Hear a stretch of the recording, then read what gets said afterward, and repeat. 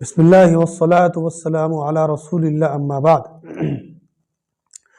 ناظرین گرامی، اسلام کی حقیقت، اسلام کا جلال، اسلام کا جمال، اسلام کی خوبصورتی اور اسلام کی جو جلالت شان ہے، سب مسلمان اس کو جانتے ہیں لیکن اس کی حقیقت سے واقف نہیں ہیں۔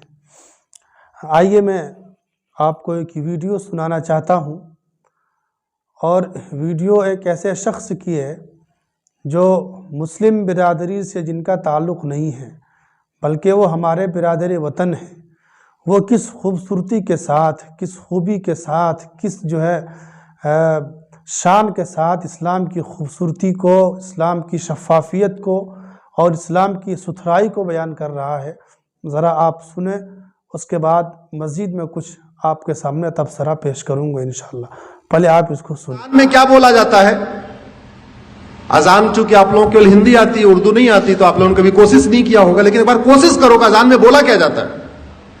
اذان میں یہ کہا جاتا ہے، دن میں 5 بار یا 2 بار جب بھی اذان ہوتی ہے، اللہ کے علاوہ دوسرا اور کوئی بھی عبادت کے لائق نہیں، یہ بولا جاتا ہے۔ اسلام میں اللہ کے علاوہ، خدا کے علاوہ اور کسی کی بھی عبادت کرنا حرام ہے، بولا جاتا ہے، مدرسوں میں سکھایا جاتا ہے، قرآن میں لکھا ہے، حدیثوں میں لکھا ہوا ہے۔ اذان میں لاؤڈ اسپیکر سے بولا جاتا ہے، نہیں تو گوگل ٹرانسلیٹ کر کے دیکھ لینا، اذان کا مطلب سرچ کرنا، آپ کو پتہ چل جائے گا کیا مطلب اس میں بولا جاتا ہے۔ اگر اللہ کے علاوہ کسی اور کی عبادت کرنا حرام ہے تو پھر مزاریں کیوں بن رہی ہیں؟ پھر درگاہیں کیوں بن رہی ہیں؟ اتراکھنڈ میں دیکھتے دیکھتے پورے جنگل کے جنگل مزار درگاہیں کہاں سے بن گئی؟ اور آپ کی جانکاری کے لیے بتا دوں، عرب میں ایک بھی مزار نہیں ہے، عرب میں ایک بھی درگاہ نہیں ہے، اور عرب میں ایک بھی پکا قبرستان نہیں ہے۔ اس لیے نہیں ہے کیونکہ بت پرستی، کسی بھی اور کے سامنے سجدہ کرنا، کسی بھی اور کے سامنے سر جھکانا، یہ حرام ہے۔ اب مزار میں لوگ سر جھکاتے ہیں کہ نہیں؟ درگاہ میں جھکاتے ہیں کہ نہیں؟ تو سوال یہ بنتا ہے، جو قرآن عرب میں ہے وہی قرآن اتراکھنڈ میں ہے، وہی قرآن ہماچل میں ہے، تو وہاں اگر مزار حرام ہے تو بھارت میں حلال کیسے ہو گئی؟ اگر عرب میں درگاہ بنانا حرام ہے، عرب میں ایک بھی درگاہ نہیں ہے، تو بھارت میں اتنی درگاہیں کیسے بن گئی اور کیوں بن رہی ہیں؟ اگر عرب میں ایک بھی پکا قبرستان نہیں ہے، یہ بھی آپ کو جانکاری کے لیے بتا رہا ہوں، بڑے بڑے شیخ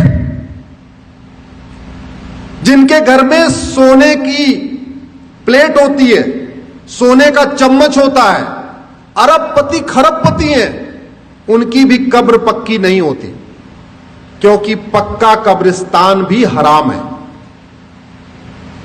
اب سوال یہ بنتا ہے، قرآن وہی، حدیث وہی، اگر عرب میں پکا قبرستان حرام ہے تو بھارت میں وہ جائز کیسے ہو گیا؟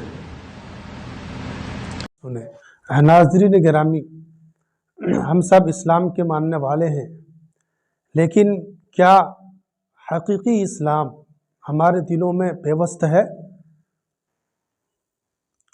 آمنا ولکن قولوا اسلمنا قالت الاعراب آمنا قل لم تؤمنوا ولکن قولوا اسلمنا۔ یہ قرآن پاک ایسے لوگوں کے بارے میں کہہ رہا ہے جس کے دل میں اسلام کی حقیقت جاگزی نہیں ہوئی ہے۔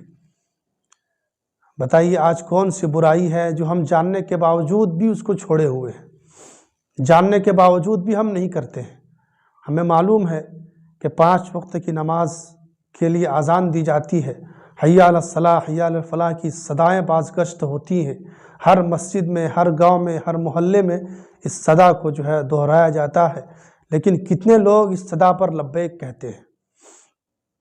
رسم و رواج میں ہم اس طرح ملوث ہو چکے ہیں، اور اس طرح ہمارے دلوں میں رسم کی محبت پیوست ہو چکی ہے کہ بس اللہ کی پناہ، میں کسی پر طنز نہیں کرتا، چونکہ اکثر مسلمانوں کا یہ المیہ ہے جو اس ویڈیو میں آپ نے سنا۔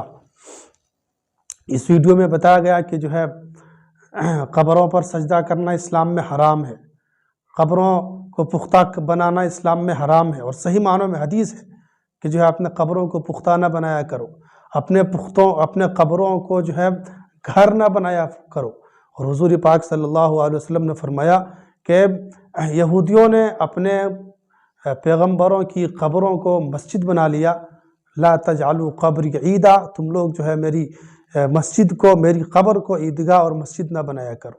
قبر عبادت کی جگہ نہیں ہے، قبروں پر ماتھا ٹیکنا، اس سے مرادیں مانگنا، اس سے جو ہے اپنی مراد بر لانے کی جو ہے تمنا کرنا، اور اس کو حاجت روا اور مشکل کشا سمجھنا، یا یہ کہ جو ہے اس کو شفیع سمجھنا، یہ ہماری شریعت میں بالکل حرام ہے۔ انہوں نے جو ہے مثال دی عرب کی کہ جو ہے اب عرب میں کوئی مزار نہیں ہے، بالکل برحق ہے، عرب میں جو ہے پختہ قبریں نہیں بنائی جاتی ہیں، بالکل برحق ہے، لیکن ہمارے ہندوستانی، پاکستانی، بنگلہ دیشی مسلمانوں نے نہ جانے اس رسم کو کہاں سے ایجاد کر لیا ہے، اور کس عالم نے اس کو بتا دیا ہے، اور کس کتاب میں انہوں نے پڑھ لیا ہے کہ آج ہم وہ کام کر رہے ہیں جو غیر کرتے ہیں۔ بتائیے کیا یہی حقیقی اسلام ہے؟ یہی حقیقی مسلمان ہے؟ ایک ہندو بھائی سمجھ رہا ہے اسلام کی حقیقت کو، اسلام کی شفافیت کو وہ سمجھ رہا ہے، اور سمجھ کر کے وہ بیان کر رہا ہے، اور ہم مسلمان ہیں، اسلام کا نام لیوا اور محمد رسول اللہ صلی اللہ علیہ وسلم کی امت کے دعوے دار، ہم نے کتنا اس پر عمل کیا؟ غور کرنے کی بات ہے کہ ایک ہمارے گھر میں اسلام آیا، ہم مسلمان گھر میں پلے بڑھے، لیکن ہم حقیقت اسلام کی روشنی اور اسلام کی حقیقت سے ہم واقف نہیں ہیں۔